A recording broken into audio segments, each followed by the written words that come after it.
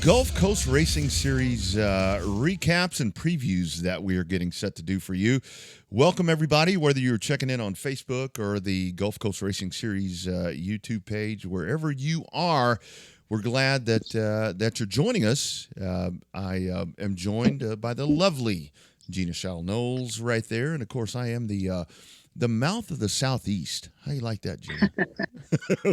we'll just go with that. I'm Rodney Rodriguez. This the South. Yeah, Just yeah. the South. Mouth of the South. There you go. Like that wrestling manager back in the day.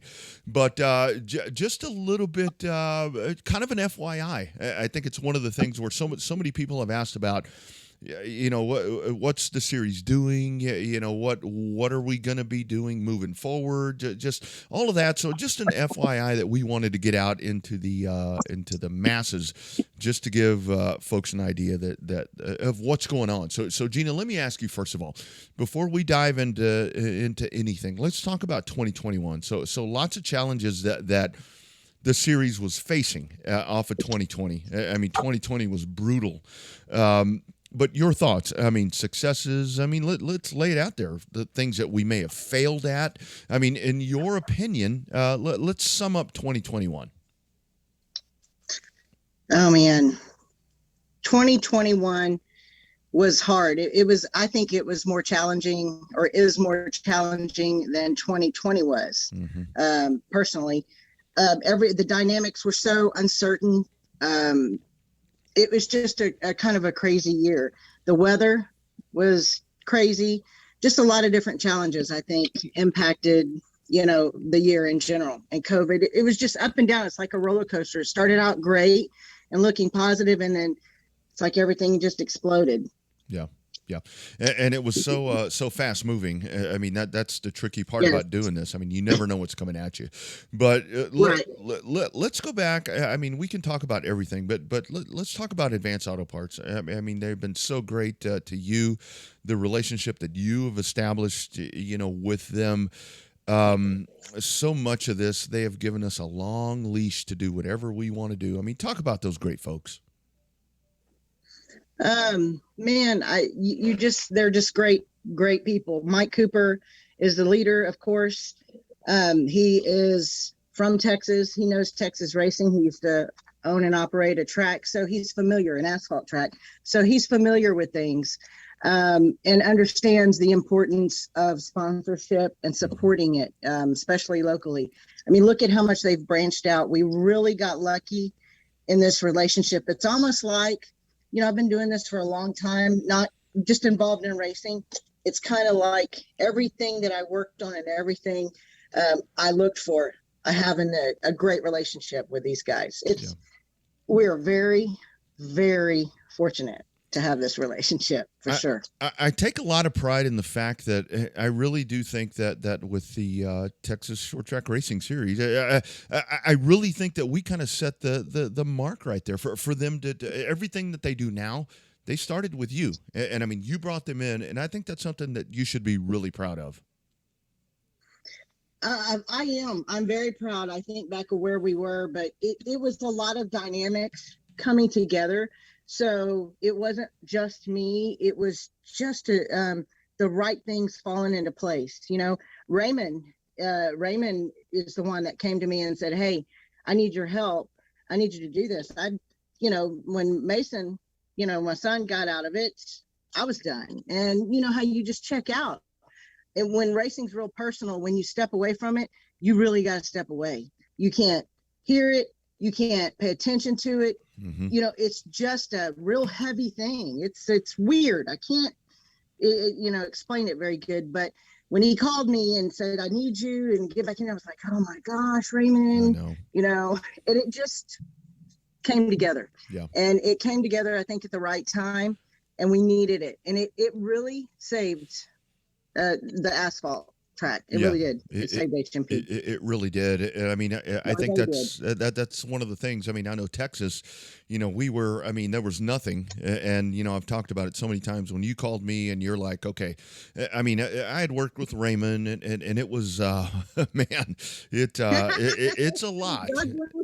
I love him, but Raymond's one of those guys that, you could he'd chew your head off and Oh, then I know. sweetheart you. Yeah. And you're like, Yeah. you could never really be mad at him, but you'd Yeah. be so frustrated. But Yeah. yes, I know what you mean when you say Yeah. that. Gina, I think one of the things that I'm so proud of you for doing was because I know when you came to me and you mentioned the possible relationship with American Racer, I thought I think I told you that I think you're crazy, but especially with the Hoosier footprint. I mean, pardon the pun. In the southeast Yes. with racing, and Hoosier's kind of the go to, and now we're seeing everything that's happened here. Talk about that. I mean, I think that's one of the things when we look at 2021, you really took a gamble right there. And so many people didn't want to buy into this, but American Racer has really solidified themselves as a player in this in so many different ways. And I'm really proud that you made it happen with the Gulf Coast Racing Series. Well, let me tell you, that was scary. That was very scary. When you make big decisions, and it seems like, Rodney, every decision that we make is big and very impactful because of where we are and where racing is, starting out. And that was a big one. And I was scared, but I asked a lot of people. I called a lot of people, asked a lot of questions. We tested it. It was a good tire. And they were just receptive to educating us. I mean, Bo and I didn't know anything about how a tire program worked. Mm-hmm. We stepped into H&P and we just kind of took it over and did it as it was being done. And we had to focus and learn so much that when it came time that we had to, okay, how does this work? Nobody wanted to talk to me. Right. Nobody explained it to me. I needed to know, it was all foreign. And Hoosier kind of didn't respond at the time. And, and I can't blame him. Look, who's this chick that's taking this over at H&P? You know what? You know what I mean? It was intimidating. And so I just remembered that going into the next year. After we had a pretty solid year, I remembered that. And when I started reaching out and making calls on some other things and met other tire people and understood, what was available, I asked questions about them and we tested. Great product. They're very supportive. They have been extremely supportive. I couldn't ask for a couple, better guys in Day Motorsports. Mm-hmm. I mean, really, we stayed on top of our tire game this year and didn't run out of tires because of the way Day Motorsports supported us and facilitated everything. They are really, they're on top of that. That makes a difference. It really does. I think part of that situation too. I mean, with American Racer. I mean, because I know a lot of times, I know when that move was made. I mean, when you made that decision, I talked to a lot of people and said that they told me, well, I ran the AR back in 2010 and it wasn't a good tire. I'm like, dude, we're 11 years down the road right here. I got a lot of that too. Yes. Yeah. I think that's one of the things that so many folks have responded to how good those tires are, and I think that's something moving forward where they're going to become a better player. I think based on what they've done with our series. I think so too. Yeah. I think there's excellent growth potential there with them. I think there's a good growth potential over here in Mobile or in Alabama. I'm excited about that part. That's a very good dynamic and a fun and a relationship that values you as much and the racer as much as them. It's not so one-sided. I felt, and it was just my experience, that with Hoosier it was very one-sided. Being from a racing family and understanding that dynamic. Absolutely. I was really, when I got a grasp of how things worked, I was really disappointed in some things. Yeah. And so that just pushed me in the direction and left the door open for someone to come in, and they handled themselves perfectly. And I went with them. And it worked out great. I'm happy. It really did. I mean, they seized the opportunity, and that's great. I mean, especially with the way, unfortunately for Hoosier, the way everything's worked out. I mean, I think it's a really good thing for them. So let's talk about. I mean, one of the things, obviously, there were a lot of folks that wanted another race in Houston, and we had to post there that there was not going to be one. So many folks said, "Well, it sucks that race that extra race was canceled," and I'm like, I kind of took it in the shorts a lot because I'm like, there was never actually another race scheduled. it was Yeah. it was hopefully an Right. opportunity to get another race in.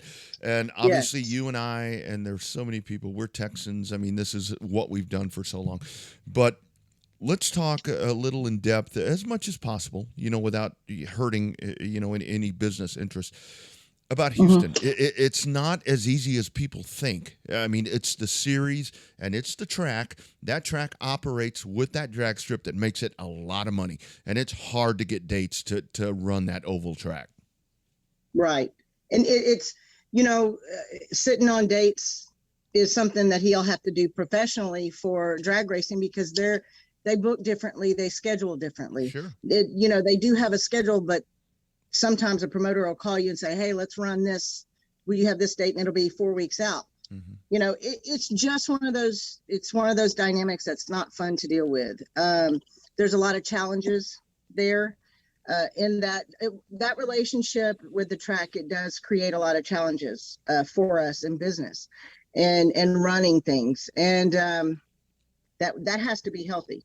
And I'm working on that, trying to make it healthy, because that determines whether we race there a lot or not. Mm-hmm. Mm-hmm. It's man, we talk about it a lot, Rodney. It's a very soft spot for me, and it's a sore spot because I wanted to be further along Mm-hmm. than we are with Houston.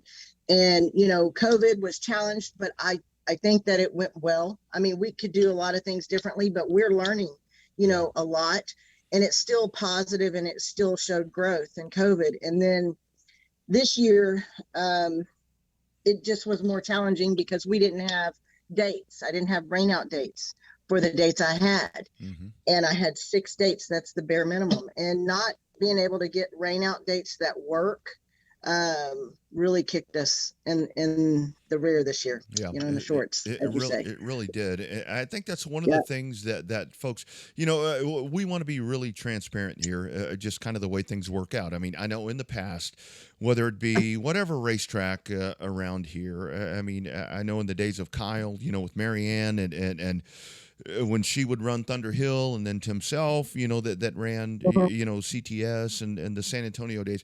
They had a lease in place for April 1st through December 31st, Right. whatever the date was. But I think what a lot of folks don't realize for you and Bo with Gulf Coast, or whatever it's been, whatever variation it's been, it is a by the day, and that's where it gets so Right. challenging, because if it doesn't work out, I mean, what do you do? Yep. Exactly. And it's that relationship is important because Sure. it's something that we depend on.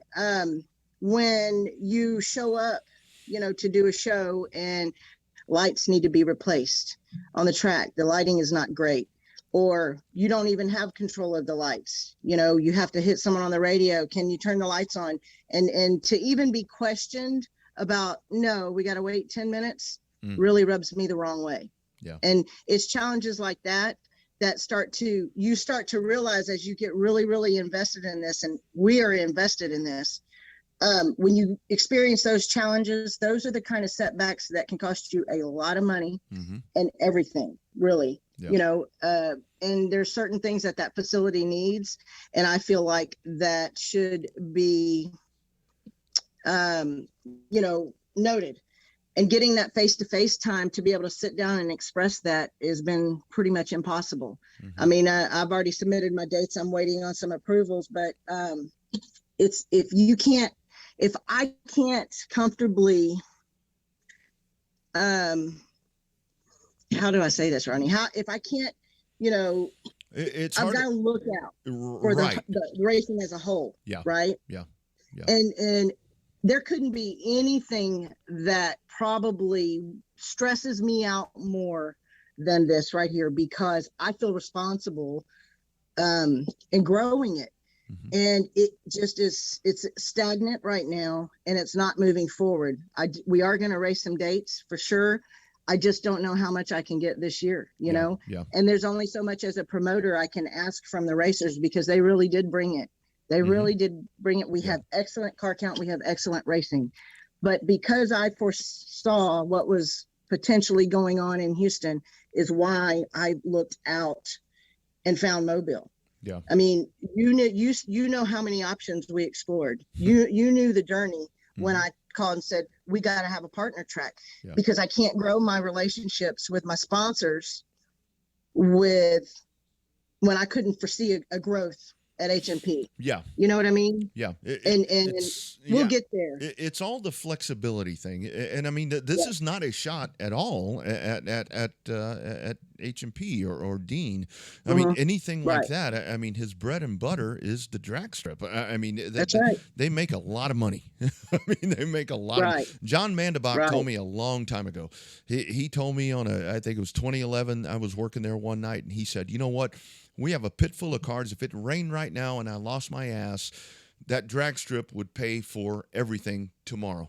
And that's the way it is. And I mean, I think that's what I hear. Yeah. What folks need to understand. I mean, it's not a shot. And I think the other part that I'd really like to clarify is I think a lot of people think that it's like Mobile has kind of distracted, whether it be you, me, the team, from Houston.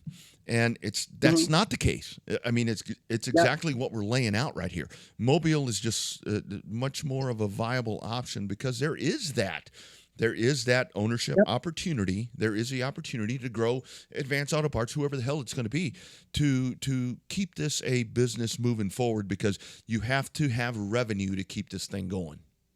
That's right. That's right. And Houston is the kind of track, the structure of how the dynamics work in the relationships, the event rent and all of that. It's very expensive to put on a show there. Yeah. And Houston is a very, very large city. There's tons and tons of things for families to do. So you have to advertise. And that is super expensive. It really is expensive. So the contract or the deal we have with the track, it's not the correct balance for where we need to start. You know what I mean? Where we need to be. And that is what I'm going to work on with Dean. I'm not real sure what we're racing just yet, but we're going to race something. It's just not going to be a lot, even though we didn't race a lot this year. I can't be in this situation again next year. Yeah. You know, this is very stressful, you know, when you don't have, that's my fault. I should have demanded rain out dates up front. Well, but that's hard to do. I mean, because it's a working facility. I mean, there are lots of things that happen there, and they use that oval track when they have stuff going on. So, and I really think that's the main thing for folks to understand. And that's like when I post, you know, differentiate HMP from Gulf Coast, and it's not to take a shot at Houston or HMP. Right. It's like, we're a small part of that, and a very small part, and it's very expensive to run races. Well, I mean, look at it, and this is the God's honest truth. Look at it like this: we can't race more at HMP, but we are giving an opportunity for them to come race right up I-10. I know it's a hop, skip, and a jump. I'm working with the racers to try to make it affordable. That was one of the main driving forces of the American Racer Tire.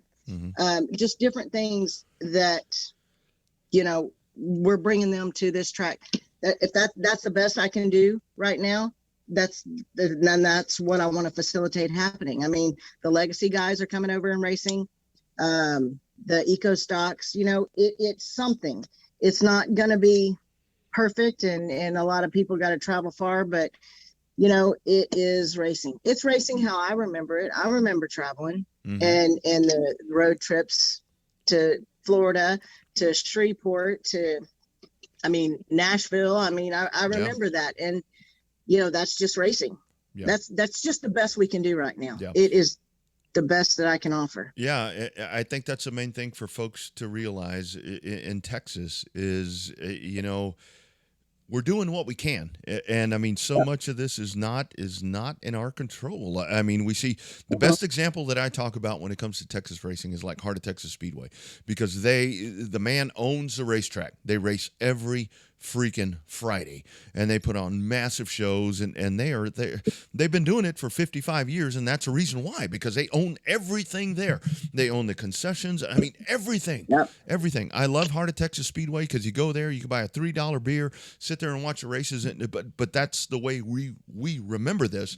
And that they're afforded that because they are in control. And with you and the Gulf Coast Racing Series and HMP, you're not in control. Right. It's you gamble. You really have to gamble more. Mm-hmm. And what I mean by that is, if let's say we say, yes, we're going to rain it. Let's say all week long there was 90% chance to rain on Saturday. Well, by the time the weekend rolls out, the people that I targeted in my advertising dollar have already changed their plans, right? Mm-hmm. Yeah. Because it's going to rain. We got the kids. Let's go to the movie, or let's go inside. Let's go whatever. Yeah. So I've got to gamble that they're going to come and open the gates. You pay the event rent, open the gates, and worst case scenario, let's say it starts raining after we start racing. Well, guess what? You're on the hook. I'm on the hook. I paid rent. That event is done. We can stall it all night long and put it off and finish. Hopefully get it in. But ultimately, all the crowd left, and they all want rain out vouchers. Mm-hmm. Of course, they would deserve them. And if we didn't finish racing, so were the racers. But I still, going into the rain out race or the makeup race, I've got to rent that facility for the same price tag. It's no makeup discounts. Nothing, like that. That's just how it works. Yeah. Yeah. That's pretty tough. That's a big, big gamble. You already lose money somewhere by raining it out, but you just don't lose, your rear totally. Mm-hmm. Mm-hmm. And so, I think that's a thing, that was frustrating, during the year when we had to cancel those. It's like, why you doing it right now? It's like, well, I mean, and I told people privately, I'm like, she's on the hook for a lot of money right here. And do we know what the forecast is going to? It's supposed to rain here tonight like crazy, but there has been no indication to me that it's going to rain. And that's where I put myself in that spot for you. So I really think that's a thing where the transparency is so important right now for Houston, is for folks to realize how all of that dynamic works. Yes. But, if we would not have been so challenged with COVID in 2020, I feel like we would be in a better position to gamble. I'm a racer. I'll gamble. Sure. You just do it like that when you're right. We're going to get this race in. But we're not in a position. Last year was very challenging. And I mean, it was a great year. It was really a good year. We had some fantastic racing. We had a lot of growth as a team. Yep.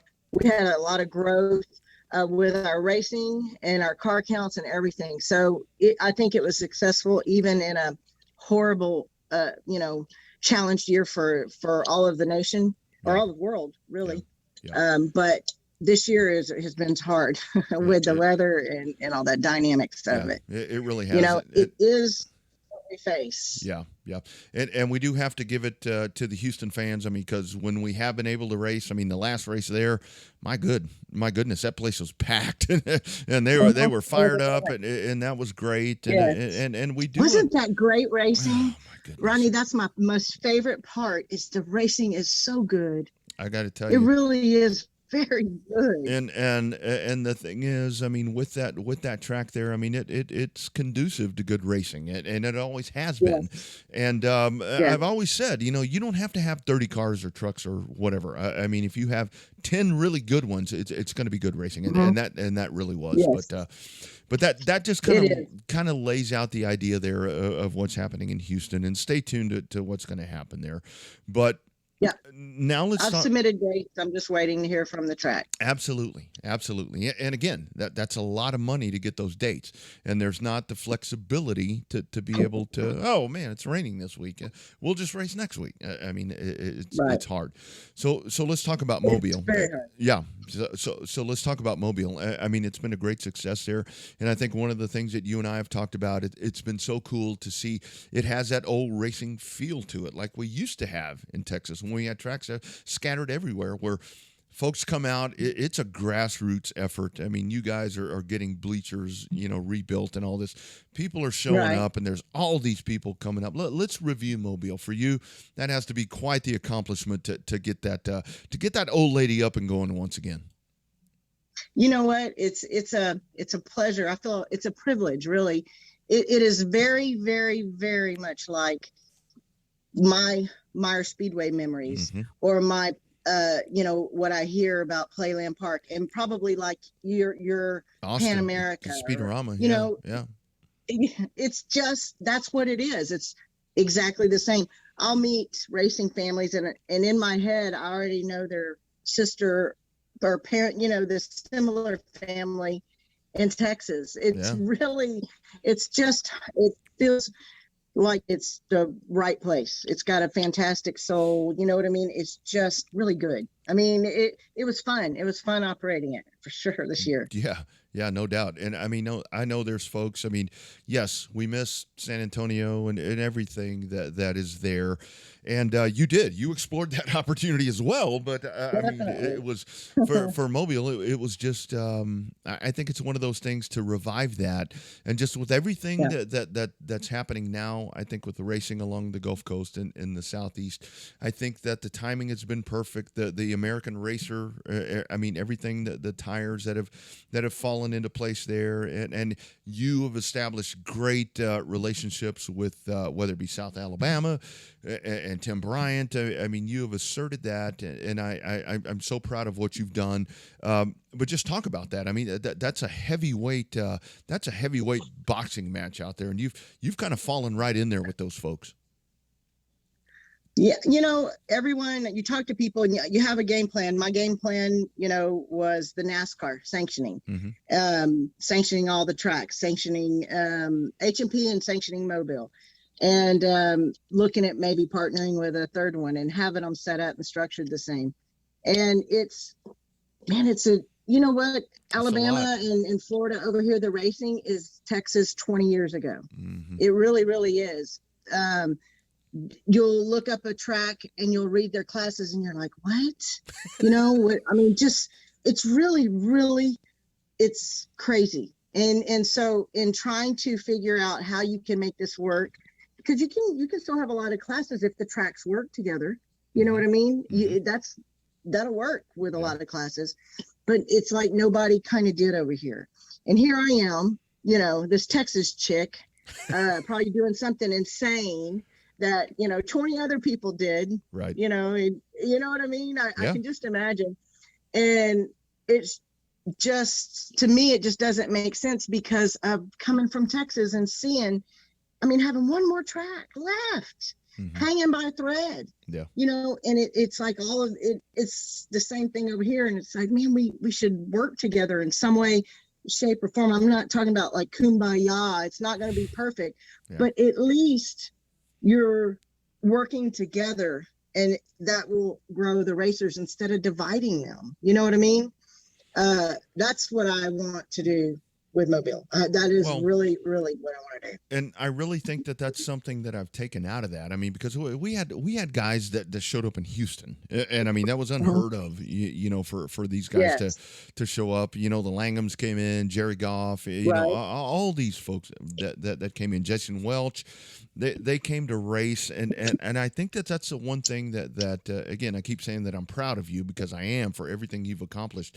But I mean, when I talk to folks at Mobile, they're like, we're just glad that we have this again. And I think if I know you as well as I think I do, that's got to be the proudest part for you, that you've revived this thing, and you've got that influx of people that they'll die on the sword for whatever you're going to do at that racetrack.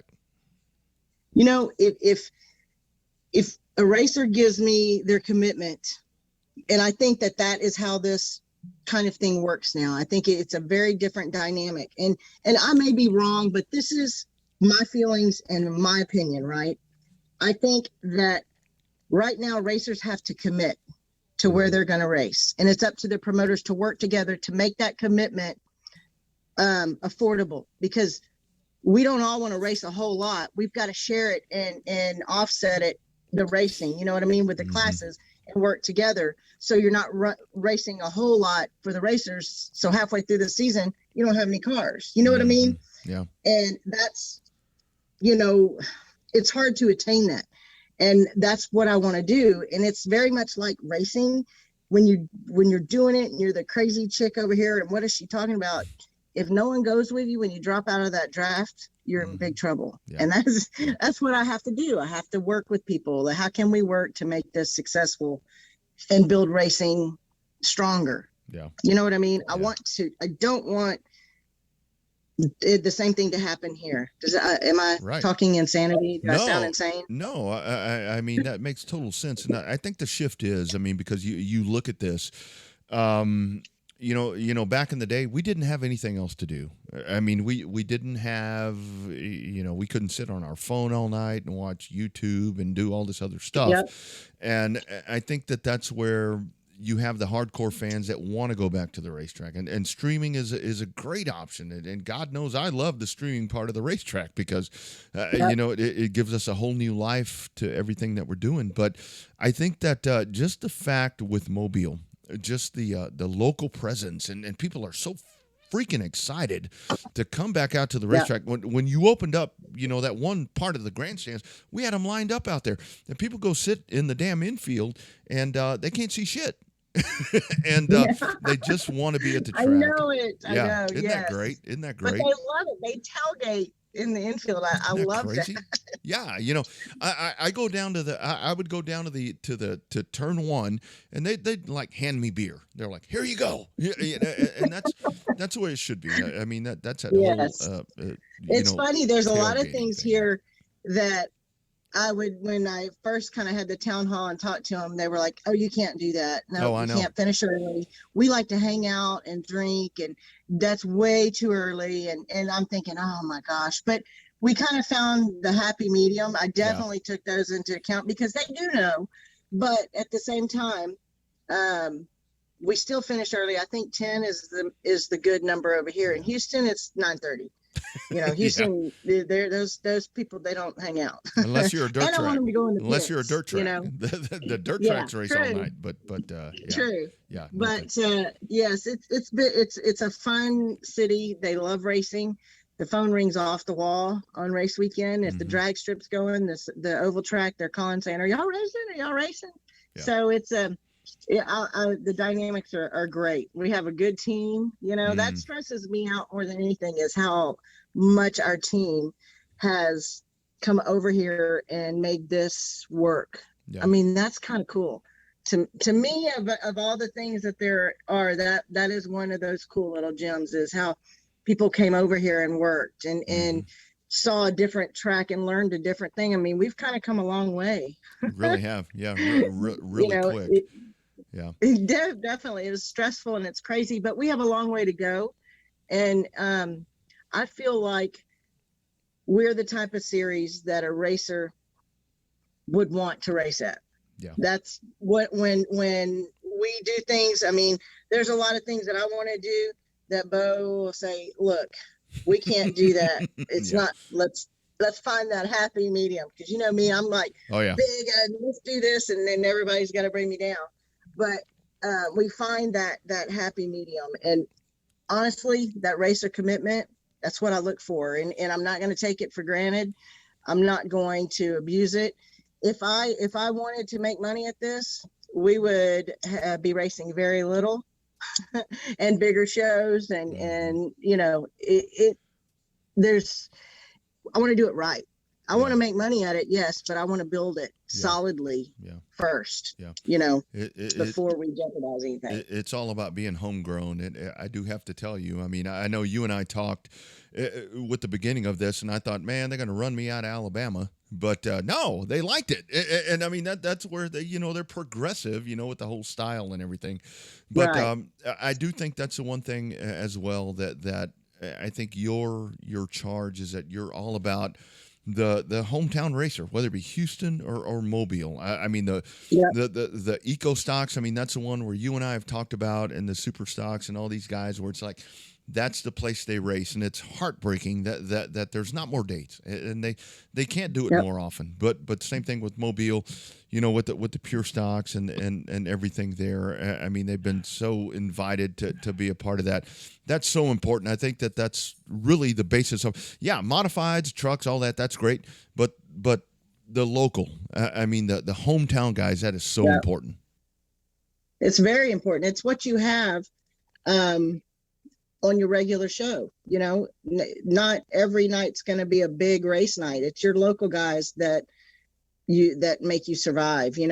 That's very, very important. Yeah. In any racetrack. Yeah, that's right. That's right. So moving forward, we'll wrap this up. I mean, I know there's lots of things. Again, Houston, everything is it's moving parts and pieces there. I mean, out of your control to get those dates. Mobile, that'll be coming. Whatever's going to happen there. But there's lots of good things that are happening for the series. Just because the racing industry is changing right now. Right. It is. It's evolving. It's different. The tire challenges are mind-boggling. I mean, but just look at where the nation is. I mean, everything about racing right now, including the sponsorships, are totally different.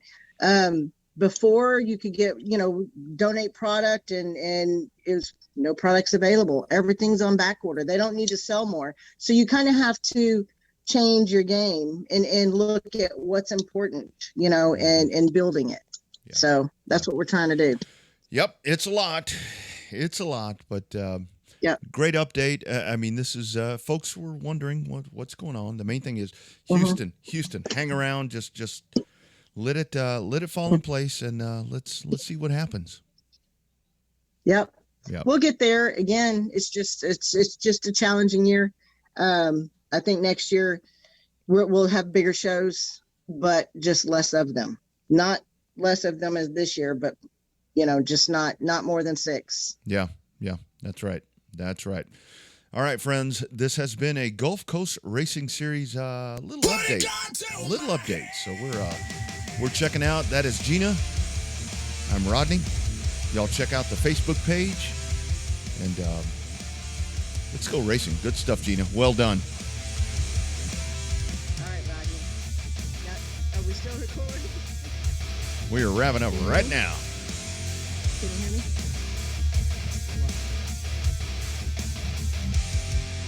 You there?